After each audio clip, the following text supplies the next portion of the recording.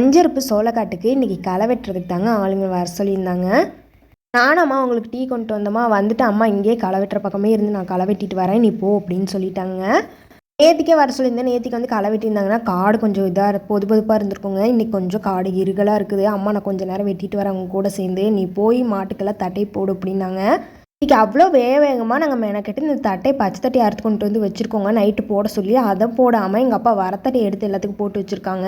கேட்டால் நீங்கள் மூடி வச்சுருக்கீங்க எனக்கு தெரியலன்ட்டாருங்க. அதை தான் எங்கள் அம்மா இன்றைக்கி காலையில் எடுத்து போட சொன்னாங்க. இன்றைக்கி சந்தைக்கு எங்கள் அம்மா காய் நேற்றுக்கே வெண்டைக்காய் உடிச்சு வச்சுட்டு இன்றைக்கி கத்திரிக்காய் பொரிச்சு வச்சுட்டாங்க. காலைல நேரத்துலையே பீக்கங்காய் எங்கள் அப்பா வந்ததுக்கப்புறம் தொலைவலான்னு வச்சுட்டு இருந்தாங்க.